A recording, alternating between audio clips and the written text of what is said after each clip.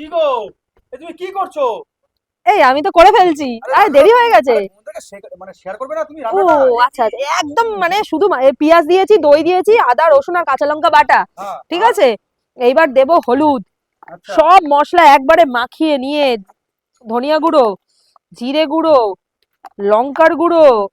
শীতকালে আমার শাশুড়ির আবার লঙ্কা না হলে চলে না, বেশি করে লঙ্কার গুঁড়ো দিয়ে, হ্যাঁ চিনি, ঠিক আছে, তেজপাতা দিয়ে দিয়েছি আগেই।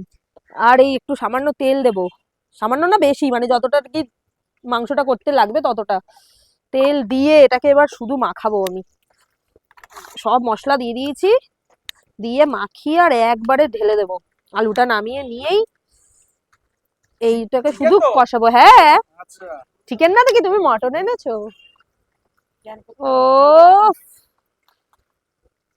কাঁচা গন্ধটা কেমন বেরিয়েছে তাই বলো।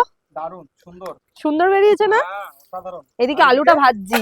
আচ্ছা, মানে এদিকে আলু ভাজা চলছে, হ্যাঁ, এদিকে মাংস কষানো।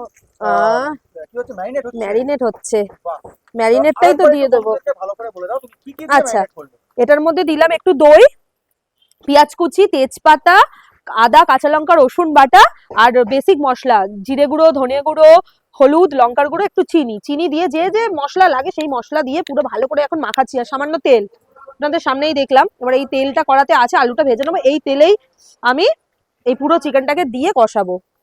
আর দেবো দুটো গোটা রসুন দেবো, এই যে দুটো গোটা রসুন দেবো, আর দেবো টমেটো। একদম প্রচন্ড দেরি হয়ে গেছে বন্ধুরা আজকে, মানে সবার খিদে পেয়ে গেছে, তার জন্য একদম তাড়াতাড়ি এতে 10 মিনিটে চিকেন রান্না দেখাচ্ছি। আলুটা ভেজে তুলে নিলাম। সামান্য একটু চিনি দেবো, কারণ আমার তেলে চিনি দেওয়া অভ্যাস। ঠিক আছে, এই যে চিকেনটা যে মাখালাম এটা দিয়ে দেবো, একটু লবণ দিয়ে দেবো এখনই, দুটো গোটা রসুন, আর দিয়ে দেবো টমেটোটা। এই যে হয়ে গেছে। এটা থেকেই যা জল ছাড়বে, এতেই চিকেনটা সেদ্ধ হয়ে যাবে।